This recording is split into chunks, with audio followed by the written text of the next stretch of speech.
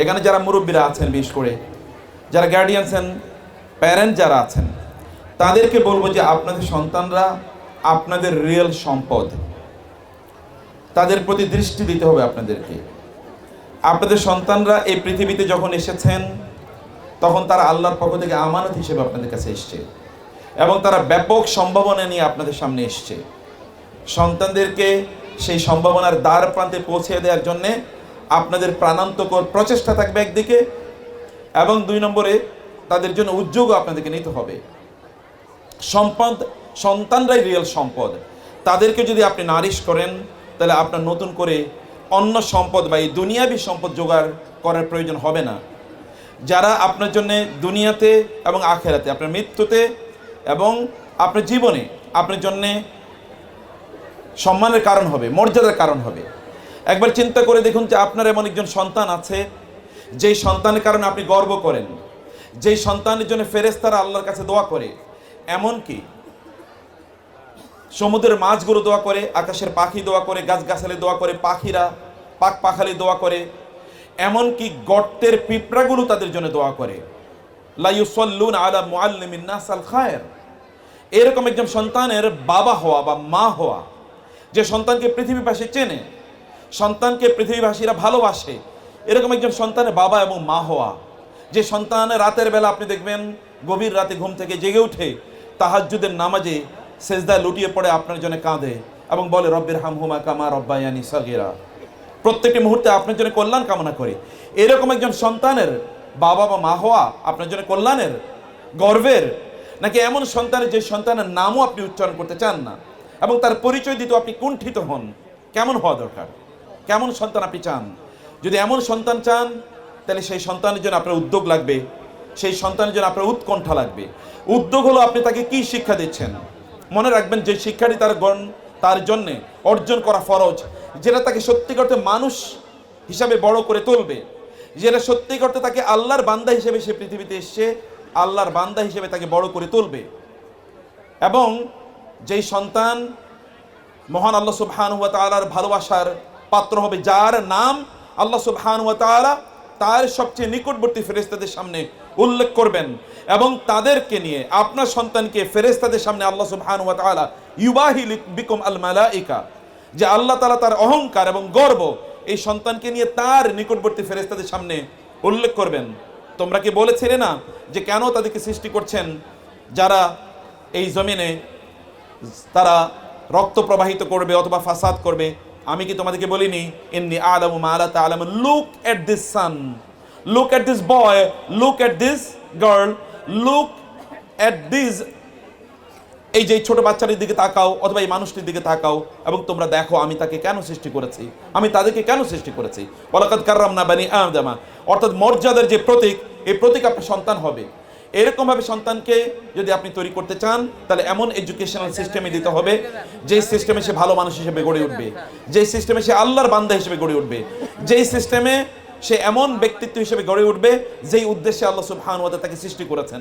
দুর্ভাগ্যজনকভাবে আমরা আমাদের নিজেদেরও, কেন এই পৃথিবীতে আমরা আছি, কেন আমরা এখানে বেঁচে আছি, কেন আমরা খাই, কেন আমরা ঘুরি, কেন আমরা ব্যবসা বাণিজ্য করি অথবা চাকরি করি, we have lost the purpose of our existence. আমরা আমাদের বেঁচে থাকার বা আমাদের কাজগুলো কেন আমরা করছি, এই লক্ষ্য উদ্দেশ্য এটা আমরা ভুলে গেছি। ফলে আমরা বিভিন্ন জায়গায় ছুটোছুটি করছি। আপনাকে মনে রাখতে হবে আপনার সন্তানের রিজিকের দায়িত্ব মহান আল্লাহ সুবহানাহু ওয়া তাআলার। ওয়া মা মিন দাব্বাতিন ফিল আরদি ইল্লা আলাল্লাহি রিজকুহা। কিন্তু আল্লাহ তাআলা আপনার সন্তানের রিজিকের দায়িত্ব যেটি নিয়েছেন সেটি নিয়ে আপনি দৌড়াদৌড়ি করছেন, অথচ আপনার সন্তানের যেই দায়িত্ব আল্লাহ সুবহানাহু ওয়া তাআলা নেন নাই সেটা আপনার, এবং তার জন্য আপনাকে জবাবদিহি করতে হবে। তাহলে তাকে উত্তম তারবিয়া প্রদান করা, তাহলে তাকে আল্লাহর বান্দা হিসেবে গড়ে তোলা, তা হচ্ছে তাকে আল্লাহ সুবহানাহু ওয়া তাআলাকে পরিচয় করিয়ে দেয়া, যিনি তাকে সৃষ্টি করেছেন। আপনার এই পৃথিবীতে আগমনের পূর্বে তিনি অথবা এই সন্তান, আপনি তার বাবা বা মা হওয়ার পূর্বেও যিনি তার সৃষ্টিকর্তা ছিলেন, এবং আপনার পরেও যার কাস্টডিতে আপনার সন্তান থাকবে, আপনি মারা যাবেন, তারপরে হু will B the guardian and the protector of your children. আপনার সন্তানদের কে গার্ডিয়ান হবে? আপনার মৃত্যুর পরেও, আপনার এই সন্তানের জন্মের আগেও যিনি তাদের অভিভাবক ছিলেন, আপনার মৃত্যুর পরেও যিনি তাদের অভিভাবক থাকবেন, তিনি যেন তাদের মধ্যখানে বিস্মৃত না হয়ে যান। হাল আতা আলাল ইনসানি হিনুম মিনাদ দাহরি লাম ইয়াকুন শাইআম মাযকুরা। আপনার দায়িত্ব হচ্ছে সন্তানদেরকে কেবল আল্লাহকে চিনিয়ে দেয়া, the rest will be done by Allah. আপনার দায়িত্ব হচ্ছে সন্তানদেরকে আল্লাহকে চিনিয়ে দেয়। চিনিয়ে দেন না, দেখেন আপনি উস্তাদকে জিজ্ঞেস করে দেখুন, অথবা আমাদের অন্যান্য আলোচকরা যারা আছেন, অথবা ওলামায়ে কেরামদেরকে, পৃথিবীর ভালো মানুষদেরকে দেখেন দায়িত্বটা কারা পালন করেছে। পিতা মাতার সবচেয়ে বড় দায়িত্ব হচ্ছে সন্তানদেরকে আল্লাহর কাছে পৌঁছে দেয়া, আল্লাহর সাথে তাদেরকে পরিচয় করিয়ে দেয়া। যদি আল্লাহর সামনে তাদেরকে পরিচয় করিয়ে দিতে পারেন, আল্লাহর সাথে তাদেরকে পরিচয় করিয়ে দিতে পারেন, তাহলে আর আপনাদের কোনো ভয় নাই বা আপনাদের কোনো টেনশন নাই। এবং এই জন্য করণীয় একটা হলো তাদেরকে উত্তম শিক্ষা প্রতিষ্ঠানে নিয়ে আসা, তাদেরকে তারবিয়া প্রদান করা, তাদেরকে সময় দেন। মনে রাখবেন, পিতা মাতা কেবলমাত্র একজন ওই যে দোকানদারের মতো নয় যে তাকে বিভিন্ন জিনিস তাকে কেবলমাত্র দেবে। আপনি কেবলমাত্র তার জন্য জিনিসপত্র কিনে দেওয়ার মতো কাজ করবেন না, যে আপনি বাজার থেকে তার জন্য খাদ্য কিনবেন, জামা কাপড় কিনবেন, অথবা তার জন্য একটা ছোট্ট বাসা করে দেবেন, একটা গাড়ি কিনবেন। কেবলমাত্র আপনি তার জন্য এই দায়িত্বটা সার্ভেন্টের মতো দায়িত্ব পালন করবেন না, যে আপনি তার সার্ভিস দিয়ে যাচ্ছেন। Service is not your main concern. আপনার মেইন কনসার্নটা অন্য কিছু হওয়া দরকার, অন্য জায়গায় আপনার কনসার্নটা যাওয়া দরকার। আমরা আমাদের সন্তানদেরকে আল্লাহ সুবহানাহু ওয়া তাআলা এর বান্দা হিসেবে যদি গড়ে তুলতে চাই, তাহলে তাদেরকে প্রচুর পরিমাণ সময় দেওয়া দরকার।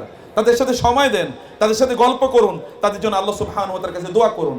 আপনার দোয়া তো আল্লাহ সুবহানাহু ওয়া তাআলা প্রত্যাখ্যান করবেন না। আল্লাহ সুবহানাহু ওয়া তাআলা আপনার দোয়া কবুল করে নেবেন।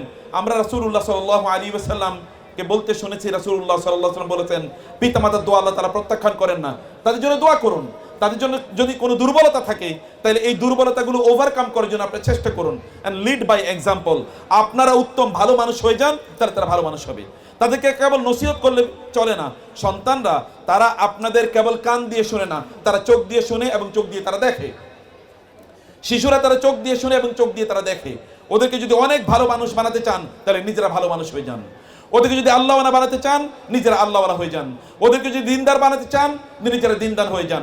ওদেরকে যদি আলেম বানাতে চান, তাহলে নিজেরা পড়াশোনা করুন। How many books are there in your house? আপনার বাসায় কয়টা বই আছে? আপনি কেবল ফেসবুক দেখবেন, ফেসবুক পড়বেন আর ইউটিউব পড়বেন আর দেখবেন, আর আপনার সন্তান অনেক ভালো শিক্ষিত হবে, অনেক পড়াশোনা করবে। It will never happen. বোনদেরকে বলছি, আপনার প্রয়োজনে ডিজিটাল যে সকল প্ল্যাটফর্ম আছে এগুলো বন্ধ করে দেন। আমাদেরকে চেনার প্রয়োজন নাই যে ডিজিটাল প্ল্যাটফর্মে আমাকে চিনছেন বা অন্যকে চিনছেন, এটা চেনার কোনো প্রয়োজন নেই আপনাদের। আপনার বরং আপনাদের সন্তানদের সামনে তাদের জন্য টাইম স্পেন্ড করুন, তাদেরকে নিয়ে একসাথে কোরআন তেলাওয়াত করুন, তাদেরকে নিয়ে একসাথে পড়ুন, বই পড়ুন।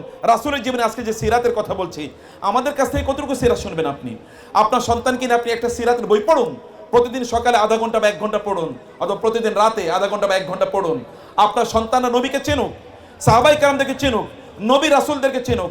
আল্লাহ সুবহানাহু ওয়া তাআলা কোরআনে প্রায় 1/3 জায়গায়, প্রায় 3 ভাগের 1 ভাগ জায়গায় কেবলমাত্র ঘটনা বর্ণনা করেছেন। ঘটনাকে এমনি ক্যাজুয়ালি আল্লাহ বর্ণনা করেছেন। There is a huge wisdom behind narrating all these tales and stories in the Holy Quran. কোরআনে এত গল্প বলার কারণ আছে। এই গল্পগুলো আপনাদের সন্তানদেরকে শোনান, ওরা যেন গল্পের মানুষের মতো যেন তারা হয়। সেভাবে তাদেরকে গড়ে তোলার জন্য সাহাবীদের গল্পগুলো, অথবা আমাদের সালাফদের জন্য আইম্মায়ে কেরামের গল্পগুলো তাদেরকে বলা দরকার, তাদেরকে জানানো দরকার, তাদেরকে শোনা দরকার। এবং একসাথে নিয়ে তাদেরকে নিয়ে নামাজ আদায় করুন। বাবারা তাদেরকে নিয়ে মসজিদে যান। মসজিদের রাস্তা আপনি না চেনালে কে তাদেরকে চেনাবে?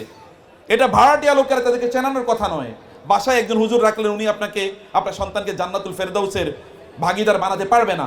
আপনাকে তার ভাগীদার বানাতে হবে, আপনাকে দেখাতে হবে। সালাফরা নিজেরা তাদের সন্তানদেরকে অনেক বেশি সময় দিয়েছেন। বাইরে দৌড়াদৌড়ি করছেন, you are running for others, but who will be running for your children? আপনি অন্যদের জন্য দৌড়াদৌড়ি করছেন, আপনার সন্তানের জন্য কে দৌড়াদৌড়ি করবে? সন্তানদেরকে বাবারা আছেন, আপনারা ইনকাম করছেন সন্তানদের উপর, তোমাদের জন্য কত কাজ করি, কত কষ্ট করি, কত ইনকাম করি। নো, ইন্নামা তুনসারুনা ওয়া তুরযাকুনা বিদুআফাইকুম। বরং এই বাচ্চাদের কারণে আল্লাহ তাআলা আপনার রিজিক বাড়িয়ে দিয়েছেন। অতএব ওদের প্রতি কৃতজ্ঞ থাকা দরকার, কারণ আল্লাহ সুবহানাহু ওয়া তাআলা ওদের কারণে আপনার রিজিক বা ইনকাম বাড়িয়ে দেন। এবং মায়েদের কথা বলছি, আপনার রান্নাঘরে সময় কাটান অনেক অনেক বেশি। আপনার রান্নাঘরে সময় দিচ্ছেন, কিন্তু আপনার সন্তানদেরকে সময় কে দেবে? যাদের জন্য রান্না করছেন তারা কি এগুলো খেয়ে ভালো মানুষ হচ্ছে? তারা কি জান্নাতে যাচ্ছে? এবং এই কারণে সাধারণত আমি আপনাদেরকে বলি, আপনার সন্তানের যদি দিনদার না হয়, ওদের জন্য রান্না বন্ধ করে দেন। না খেয়ে মানুষ মারা যায় না, ওকে জাহান্নাম থেকে বাঁচাতে হবে। একদিন না খেলে মারা যাবে না, অথবা একদিন কম খেলে মারা যাবে না। এটা রান্না প্রয়োজন কম হলো, but invest your time for them. ওদের সাথে সময় ব্যয় করুন, ওদের সাথে একসাথে বসে তাহাজ্জুদের নামাজ আদায় করুন। সকালবেলা আধা ঘন্টা 1 ঘন্টা ওদেরকে নিয়ে কোরআন তেলাওয়াত করুন, কোরআন অনুবাদ পড়ুন, কোরআনের তাফসির পড়ুন। ওরা দিনমুখী হোক, ওরা দিনকে ভালো করে জানুক। আমাদের বাংলাদেশ সহ সমগ্র পৃথিবীতে সবচেয়ে বড় ক্রাইসিস হচ্ছে ভালো মানুষের অভাব। আপনাদের সন্তানরা ভালো মানুষ হোক, একটা ভালো মানুষ হোক, যখন জমিনে দিয়ে হেঁটে যাবে তখন জমিন গর্ব করবে যে আমার উপর দিয়ে এরকম একটা সন্তান, এমন একটা মানুষ হেঁটে যাচ্ছে। এমন না যেন হয় যে জমিনের উপরে যখন হেঁটে যায় তখন আপনার সন্তানকে জমিন এ আক্ষেপ করে এইরকম একটা খারাপ লোক আমার উপর দিয়ে গেল, কে তার বাবা মা, তাকে কে এরকম বড় করে তুললো, এরকম আক্ষেপ যেন জমিন না করতে হয়। এই কাজ, এই দায়িত্ব হচ্ছে আপনাদের।